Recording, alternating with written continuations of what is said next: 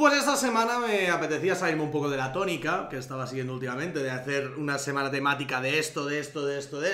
Y esta semana también es una semana temática, es la semana en la que el tema va a ser juegos para todos. Es decir, van a ser 5 juegos, va a haber un party, va a haber un juego de deck building, va a haber un juego de combos de cartas, va a haber un juego Eurodurete, va a haber un juego de roll and ride, va a haber un juego para muchos jugadores, otro para 2, otro para... De todo, va a haber un poquitín de todo, 5 cosillas que he probado los últimos días y que me he dado cuenta de que son de géneros muy diferentes y no había hablado todavía de ninguno de ellos aquí, así que esta semana os voy a traer estos 5 títulos. No me siento más en la introducción, bienvenidos a la mesa de Dam.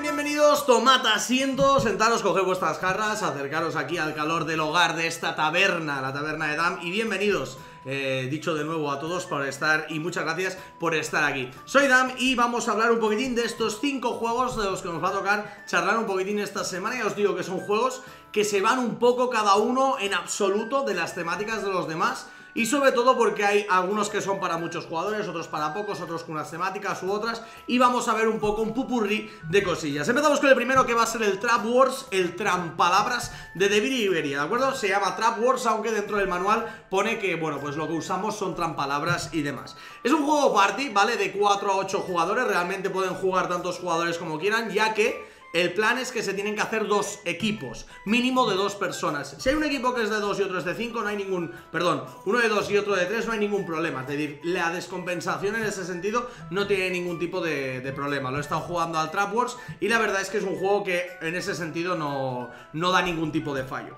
Trap Wars es un juego parecido, entre comillas, al Tabú. No sé si recordáis el Tabú de antaño, que era el juego aquel que te daba una carta y tenías que definir la palabra que salía en la carta, pero sin decir ciertas palabras que te decía la carta. En este caso la idea es bastante parecida, ¿vale? Porque tenemos un rollo como el Tabú, pero en lugar de ser nosotros los que sepamos lo que tenemos que definir sin saber lo que tenemos que decir, en este caso es nuestro equipo oponente el que nos va a decir qué palabras no podemos decir al resto cuando las definamos.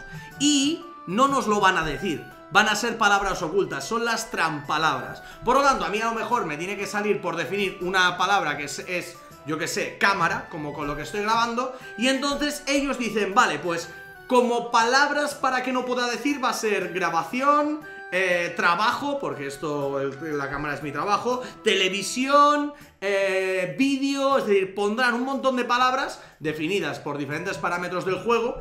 Y tendrá el oponente que intentar definir la cámara sin decir esas palabras, pero él no sabe que no puede decir esas palabras. Entonces en el momento en el que un jugador diga la palabra que es una trampalabra, el otro equipo lo detendrá y dirá, has perdido, entonces pierden esa ronda. Si consigue definirlo en un tiempo estipulado por un reloj de arena, pues ganan la ronda y van avanzando. Es un party game que la verdad es que está muy divertido. La idea no es tampoco ningún tipo de revolución, pero está muy bien implementada. Aparte tiene el sistema de que vamos jugando con una especie de mazmorra en la que hay maldiciones y nos ponen putadas a la vez de ir diciendo las palabras. Hay un monstruo final que tiene unas características. Por ejemplo, a nosotros nos tocó jugar con un ogro que solamente te deja decir 10 palabras cuando estás definiendo y ya está. Entonces el primero que derrota al ogro, el primer equipo que derrota al ogro es el equipo que gana. No sé, tiene un montón de cosillas que lo hacen pues como con un plus, ¿vale? Que sea un poco más ya juego party y un juego un poco más elaborado que no simplemente un juego como el Tabú. Aparte también tiene 2 modalidades, podemos jugar con unos libros que nos van a decir palabras que sean fantásticas y no fantásticas, es decir, que puede ponernos desde un goblin hasta un hada, hasta un dragón, al igual que nos puede decir una tostadora o un micrófono o una cámara. Y después hay otros libros que lo que hacen es decirnos solamente palabras que no sean fantasiosas, pues de camiseta, desodorante, luz, lo que sea.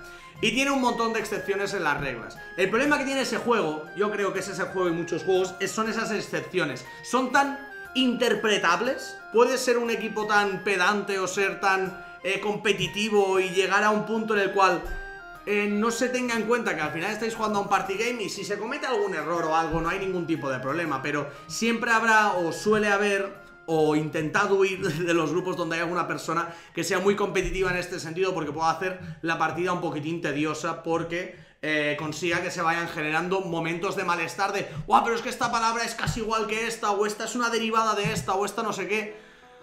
El libreto, dentro del libreto hay una lista de excepciones enorme de cosas que pueden considerarse o no bien o mal para el juego. Pero aún así siempre habrá problemas, así que bueno, es un juego, como todos los juegos de palabras, que al final puede generar este puntito de disputa. Pero a mí personalmente me gusta mucho el Trap Wars y os quería traer esta mini reseña del mismo. Vamos con otro juego también de Devir, que este juego yo ya lo había jugado hace un montón de tiempo y me gusta muchísimo, que es el Clank, y lo he vuelto a jugar ya que tengo la copia en español y he vuelto a disfrutarlo como un enano. Es un juego, sinceramente, que más allá de ser un deck building, ¿vale? Porque es un juego de estos en los que tienes que montarte el mazo y demás, más allá de ser un deck building no es para nada complicado, es más, lo categorizaría incluso de familiar, de familia que le gusta jugar, no para una familia para iniciarlos y demás, pero sí que es un juego realmente sencillo para la idea que es, y aparte genera un montón de pique, tiene su momentito ahí de push your luck, tiene cosas muy interesantes y no hay mecánicas que digas, buah, es que tienes que pararte a pensar un montón en lo que hacer. No, la idea principal está, como os decía, cada uno tiene un mazo que va a ser el mazo con el que va a mover a su aventurero, y tenemos un tablero en el cual vamos a colocar nuestro aventurero y tendremos que movernos por las diferentes casillas de ese tablero e ir llegando a diferentes localizaciones para, pues, hacer cosas, o coger diferentes objetos, o enfrentarnos a monstruos, o caer en cuevas de cristal que ya no nos podemos mover más hasta que acabe este turno, o intentar ir a una tienda a comprar objetos, o ir a recoger artefactos a las profundidades de la caverna. Es decir, hay como muchas cosas que puedes hacer, pero son todas muy básicas y muy sencillas de explicar. El fundamento del juego está en que nosotros estamos dentro de una mazmorra en la cual nos vamos profundizando dentro de la misma para intentar conseguir la base del juego, que la base del juego es coger una reliquia de esa mazmorra y salir fuera de la mazmorra. ¿Qué pasa? Que hay reliquias en la parte superior de la mazmorra que son realmente baratas, es decir, que son muy fáciles de llegar, pero dan muy pocos puntos. Pero luego hay algunas reliquias al fondo de toda la mazmorra que son realmente las que te dan más puntuación. ¿Qué pasa? Que, como os digo, el objetivo es coger un artefacto y salir. Que en el momento en que un jugador coja un artefacto, el dragón se irá despertando, ¿vale? Se irá poniendo cada vez más cabreado. Y aparte de eso, cada vez que un jugador salga fuera o muera dentro de la mazmorra, el dragón ya empezará en su modo de volverme loquísimo. Y a los 3 turnos de que alguien ya haya salido, el dragón matará a todos los personajes que queden dentro de la mazmorra.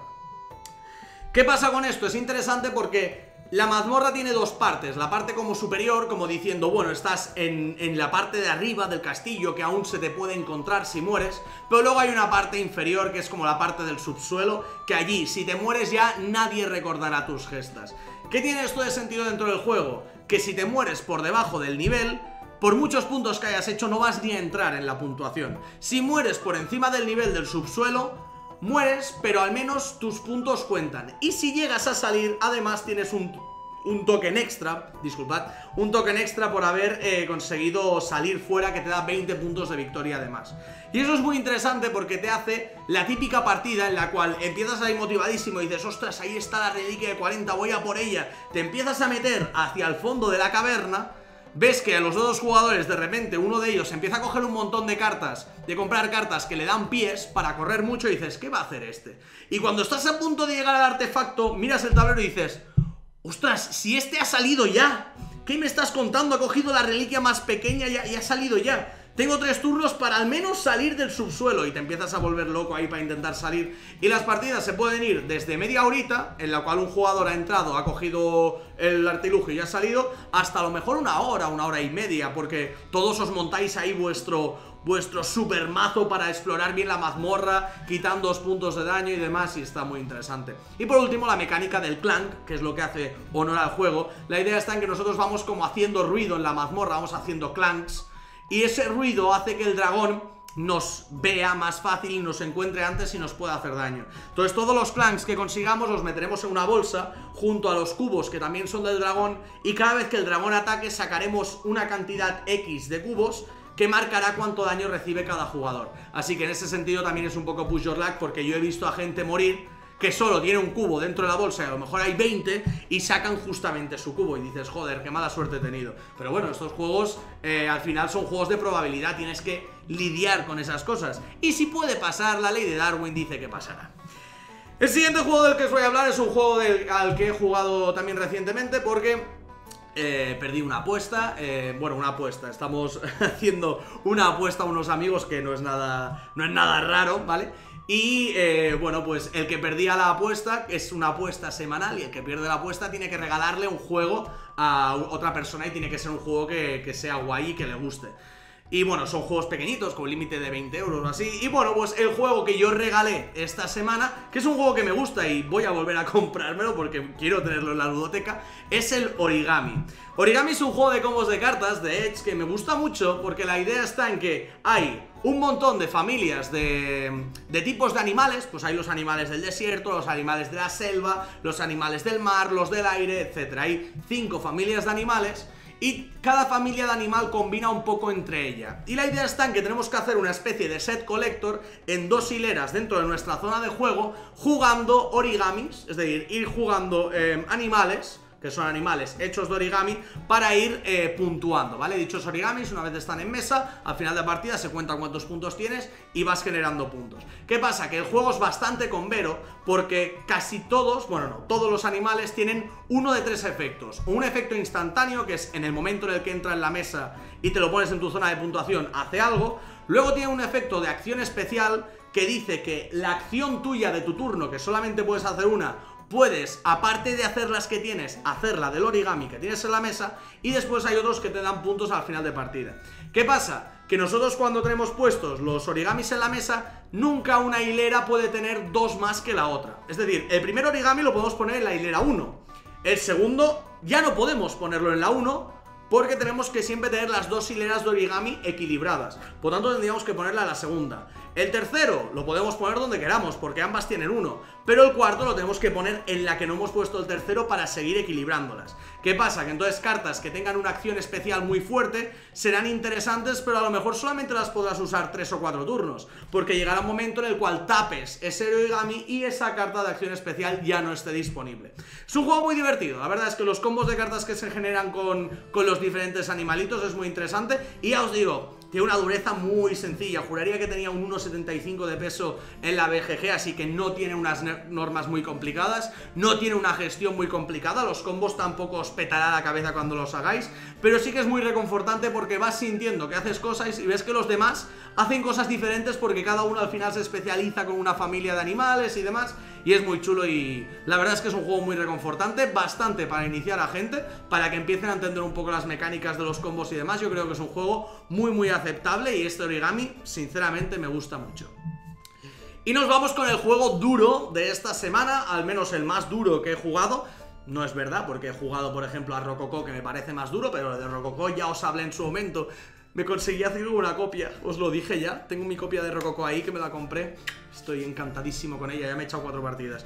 Lo dicho, el juego más duro al que he jugado esta semana y que todavía no había jugado nunca es el Viticulture.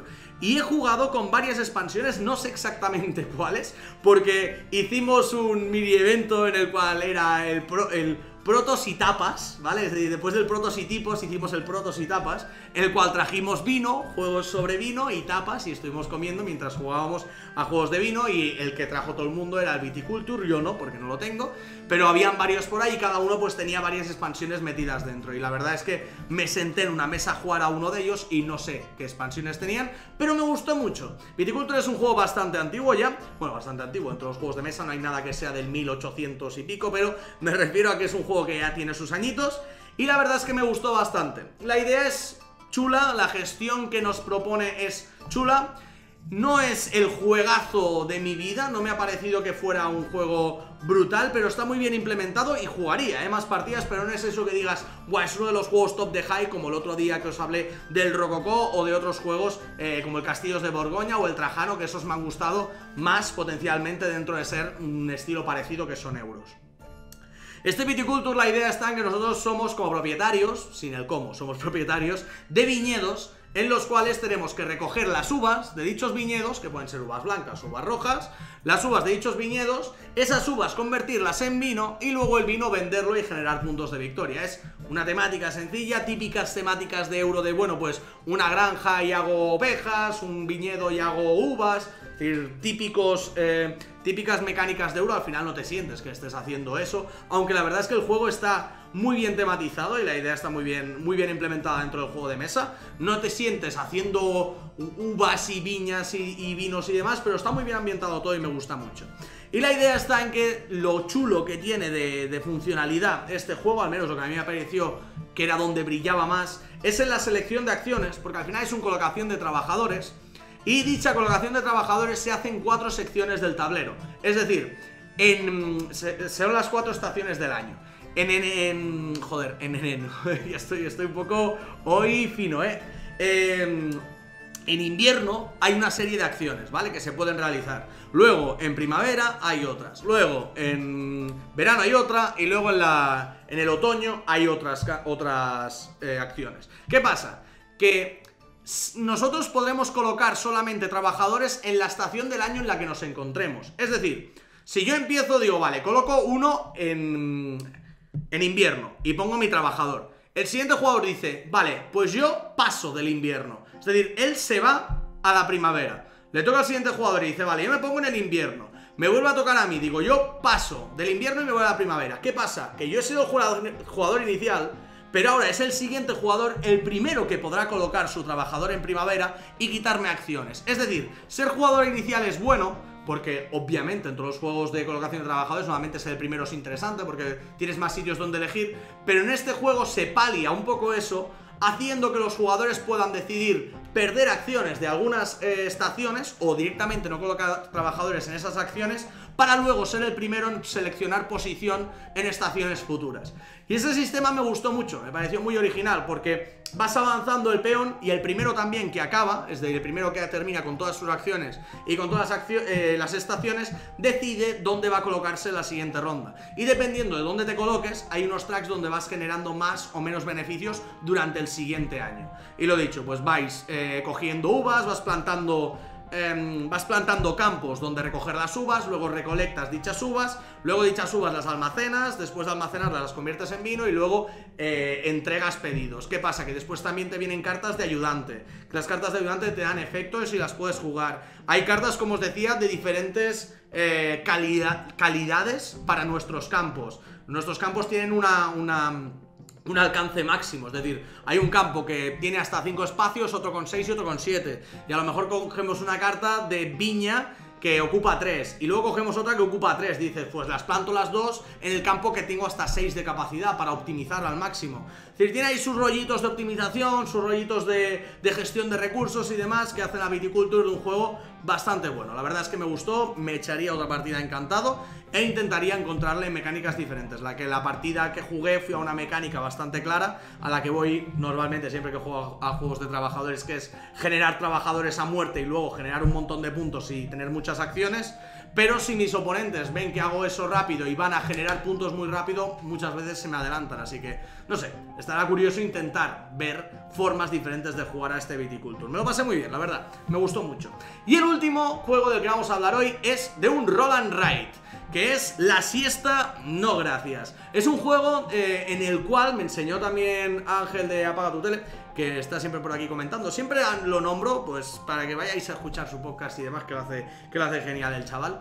Y es muy majo. Y me enseñó La Granja No Siesta, que es un juego de Roll and Write bastante normalito dentro del mundo de los Roll and Write. Tampoco pondría que es un juego que me ha petado la cabeza. De normal los Roll and Write tengo ya llegado a un punto en el cual me tienen que parecer muy muy buenos o muy originales para gustarme de verdad. Y este juego al final era bastante más de lo mismo. Tiras los dados, hacéis un draft de dados y tachas cosas de tu tablero. Poco más, al final es gestionar bien los dados y draftear bien para intentar ir mejor que tus oponentes. Y bueno, este de aquí tiene como varias cosas de jugón, es decir, tienes tracks donde ir subiendo con los sombreros de paja, luego tienes que ir colocando los diferentes recursos que vayas consiguiendo en diferentes almacenes. Cuando terminas con los almacenes puedes mandar barcos a vender dichas mercancías para ganar más puntos, también puedes conseguir monedas, puedes poner trozos de tejado de tu granja, es decir, hay con muchas cosas que puedes ir a hacer dentro del juego y te da la sensación de que te da muchísima libertad. Pero a mí sinceramente La Granja No Gracias no me ha acabado de parecer más que otro Roll and Write en el cual se han querido complicar un poco más de la cuenta, o han intentado hacer algo un poco más para jugones, y lo han conseguido, ¿eh? Es decir, no es un roll and ride sencillo en cuanto a la gestión y demás, no es tan simple como a lo mejor un Welcome to, pero yo, por ejemplo, siempre preferiré jugar a un Welcome to antes que a un La Siesta no gracias. A mí, por ejemplo, me sucede eso. Me ha parecido un buen juego, pero creo que es una complicación innecesaria en un juego que de base es sencillito. Es decir, no porque algo sea más complicado y te haga pensar más y te haga reflexionar más, te va a dejar una mejor experiencia de juego. Es como que La Siesta no gracias me deja una sensación de que se ha complicado solo por complicarse, solo por el hecho de que la gente pueda decir, es que esto es un roll and ride para jugones, porque hay que ponerle huevos, y hay que pensar de verdad. Sí, pero la gestión que se tiene que generar no es tan satisfactoria como a lo mejor la de un juego de jugones, como el que hablé hace un par de semanas del Trajano, con el tema de la gestión de tu mancala y demás, que eso es divertido y satisfactorio. Yo no vi esta granja muy satisfactoria a la hora de jugarla, y por eso este juego no me acabó de molar del todo. Pero bueno, no quita que no sea un juego interesante y que me eche alguna partida si alguien me la propone, efectivamente, no tengo ningún problema, pero siempre preferiré jugar a algunos otros roll and ride que ya hay dentro del mercado.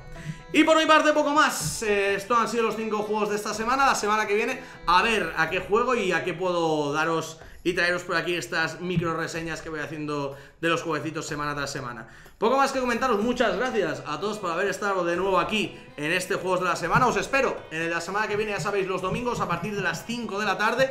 Os abro a todos mi taberna para que podáis venir a echar un ojo, a comentar lo que queráis y a dejar vuestra visualización. Y si me dejáis el like, es que nunca lo digo, pero si os dejáis un like me echáis un cable muy grande, porque luego pues YouTube posiciona mejor las cosas que tienen likes y demás. Y si no os ha gustado, dejad el dislike también, no os niego a ello. Si un vídeo nos gusta, podéis decir que nos gusta. Si yo también lo veo y digo, vale, algo mal he hecho en este vídeo y no era consciente de ello. Muchas gracias a todos por ver este vídeo, que me enciendo un montón. Nos vemos la semana que viene. Que va muy bien, chicos. Chao.